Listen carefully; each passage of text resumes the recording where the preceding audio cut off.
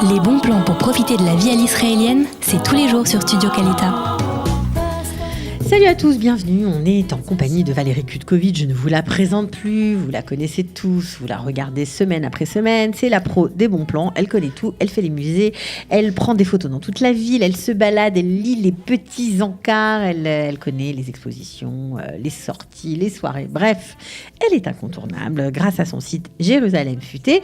On est ravis de l'accueillir ce matin. Bonjour, merci. Mais de rien Valérie, mais c'est vrai en même temps. Hein. Sinon, vous ne seriez pas là. Voilà, c'est tout. Vous nous aidez, vous nous donnez des bons plans, des trucs, des tuyaux.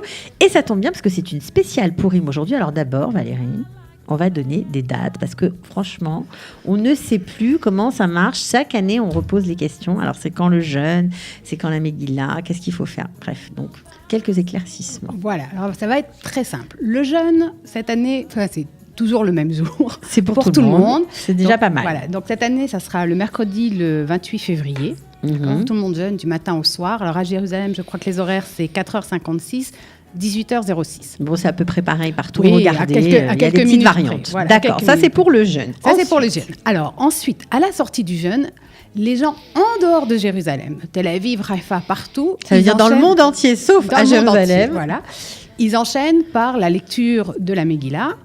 Puis le lendemain, donc le jeudi, également lecture de la Megillah, puisqu'on la lit 2 fois. Ouais. Voilà. Et le festin, alors pour eux, c'est quand ? Voilà, c'est le jeudi. Quand ils veulent, le jeudi matin, donc après-midi. Pour tous ceux hors de Jérusalem, jeudi 1er mars, festin. Voilà, d'accord. Exactement.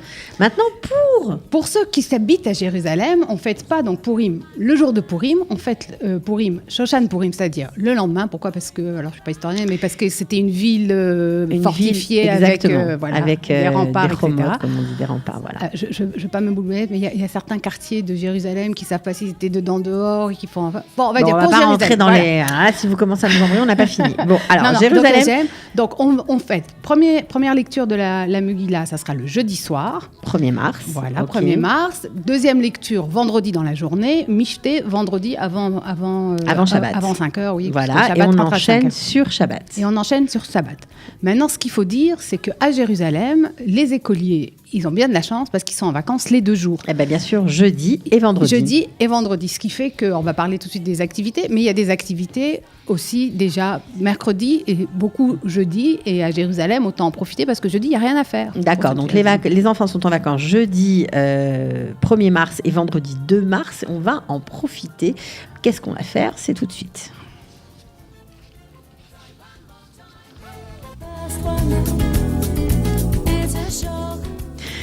Voilà, alors nous avons pour commencer une activité du Bet Chabad. Bon, alors on est toujours dans la Megillah parce qu'ils organisent une lecture, je crois, non-stop. Voilà, exactement. Alors c'est le Bet Chabad du quartier de Ravia qui fait depuis plusieurs années quelque chose qui s'appelle Haza Zaza, parce qu'ils se retrouvent du côté de Haza. Donc, c'est la Zaza Haza. Voilà. Ils organisent en vérité des lectures toutes les heures. C'est-à-dire que si vous êtes dans le coin ou si vous êtes au boulot et que vous ne pouvez pas forcément aller à un minyan à une heure fixe, etc., sachez que eux, j'ai mis tous les détails de tous les endroits, c'est sur le site, donc jérusalemfuté.com. Il y a une lecture toutes les heures le jeudi soir entre 20h et minuit. Chez eux, dans le Bet Chabad qui est rue Rambam et à Tiferet Menachem qui est à Narlaot. Et le lendemain, le vendredi, dans ces 2 mêmes endroits, il y a lecture de la Megillah toutes les heures entre 9h et 15h. Et ce qui est très sympa, c'est qu'ils organisent aussi dans le centre-ville, c'est-à-dire Narlaot, du côté de Keren Hayesod, etc., dans certains restaurants, chaque heure dans un autre restaurant, dans un autre lieu. C'est chouette, c'est super sympa. Voilà, il y a une lecture de Megillah. Ou dans un restaurant où je sais qu'il y a, par exemple, il y a aussi devant le théâtre Gérard Béard, je ne sais plus à quelle heure. Bon, en gros, ceux qui n'ont pas envie de faire un super michté, ils peuvent aller écouter la Megillah. Et aller manger quelque chose. Et aller manger dans le restaurant, voilà. Et, puis, et surtout si vous loupez la Megillah parce que vous n'avez pas envie de vous lever tôt ou l'heure de là où vous avez prié, voilà. Non, sachez que toutes les heures, vraiment, aux heures fixes, il y a quelque part dans le centre-ville une lecture qui commence et auquel vous pouvez vous joindre. Ok, toutes les adresses des restaurants sont sur Jérusalem Futé, j'imagine. Voilà, exactement, okay. J'ai mis toutes les infos. Hein. Bon, alors, nos chères petites têtes blondes et brunes, évidemment, vont pouvoir assister à une pièce de théâtre très sympa grâce aux Bêtes à Verrailles. Voilà, alors il faut savoir que, donc, comme j'ai dit, mercredi, jeudi, vendredi, il y a plein d'activités un peu partout.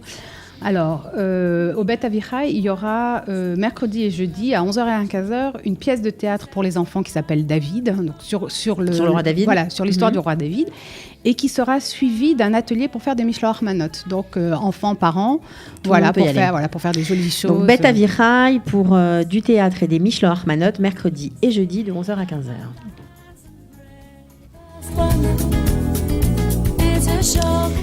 Allez, pour les musiciens en herbe, ça va rappeler beaucoup de souvenirs à leurs parents. C'est le musée d'Israël qui nous donne à voir Pierre et le loup. Voilà, Wow. parmi les activités qu'ils font, il y a aussi l'heure du conte, etc. Mais il y a un spectacle à la fois, je crois que c'est jeudi et vendredi, donc de Pierre et le loup avec une conteuse, des acteurs et un petit orchestre. Qui va faire le spectacle. Il y a aussi des ateliers recyclage, des ateliers pour faire des masques. Enfin, il y a plein d'activités dans le musée ces jours-là. Bon, à ne pas rater. Ok, je crois qu'il y a aussi le musée d'art islamique où là, il y a beaucoup d'activités aussi. Voilà, il y a aussi des ateliers, il y a du théâtre de marionnettes. Et le jeudi, ils organisent une rencontre pour ceux qui sont intéressés avec un dessinateur qui s'appelle Amos Allenbogen. Qui va présenter. Il fait des BD, c'est ça? Voilà, il fait de l'illustration. Il va présenter. Il a un spectacle. Pour les jeunes dessinateurs en herbe, c'est sympathique. Voilà. Alors, nous n'en avons pas terminé puisque le Beth Levi Eshkol organise également une chasse au trésor dans un quartier de Jérusalem très connu. Oui, qui est Rehavia, là où il se trouve. Rehavia, formidable. Alors, ça va être quand ça? Ça, c'est jeudi et vendredi. Et donc, il y a une chasse au trésor dans tout le quartier pour découvrir le quartier, les bâtiments, etc., qui se fait visiblement avec des acteurs. C'est pour toute la famille. Et après, des acteurs en costume? Ouais. Et une fois que vous avez participé à ça, vous pouvez aussi, bien sûr, en profiter pour visiter le musée. On avait déjà parlé de ce musée ici. Donc, il retrace la vie du président Eshkol, troisième président d'Israël, je crois, mais qui est très sympathique, que l'on fait avec des iPads. C'est branché, quoi. C'est branché, Ouais. c'est ludique, vraiment à faire.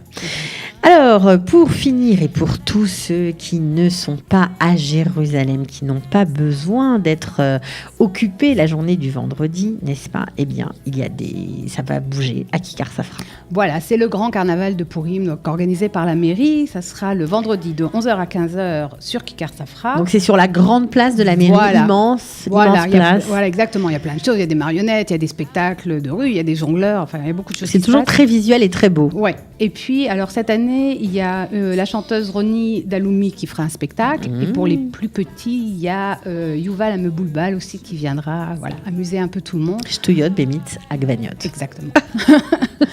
Mais avant ou après le michté, on peut passer par. Oui, c'est sûr. Mais enfin bon, puis... 11h-15h, c'est court quand on est en plein michté avec Shabbat derrière. C'est vendredi. C'est pas évident. Bon. Voilà.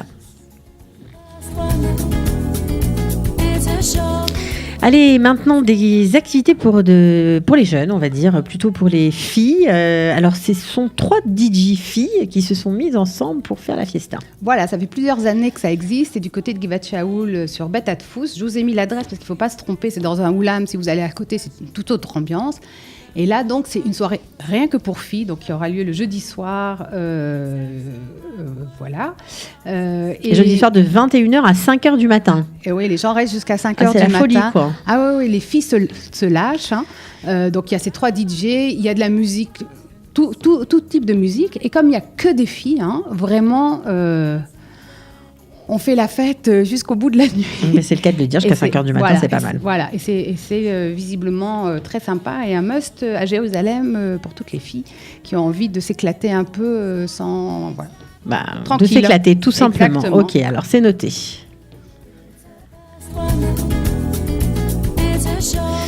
Et puis, pour d'autres jeunes, je pense surtout à ceux qui sont là, sans parents, étudiants, ou peut-être déjà dans la vie active, mais sans famille, sans vraiment un endroit où passer le micheté, mais qui n'ont pas envie non plus de galérer ou d'être avec des gens qu'ils ne connaissent pas ou des gens très âgés, etc. Le Mercaz Atid a une solution, n'est-ce pas ? Il organise donc le vendredi matin à partir de 11h un micheté ouvert à tous. Il faut juste s'inscrire à l'avance, mais le lien est aussi sur le site.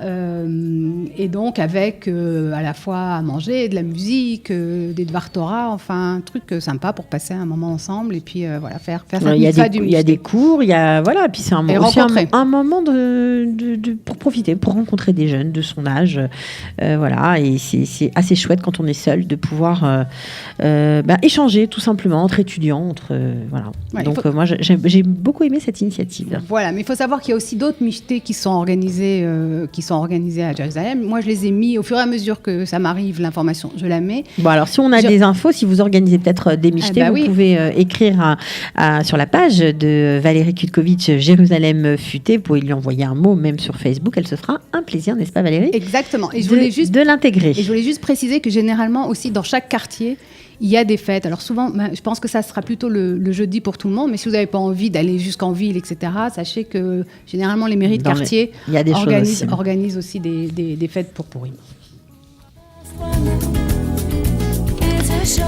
Et le moment tant attendu, l'agenda. Ben oui, en général, je le squeeze, moi. Hein, mais bon, c'est pas grave. Alors cette fois-ci, je ne le squeeze pas. Il y a plein de manifestations intéressantes. Et on va commencer par l'école Spiegel.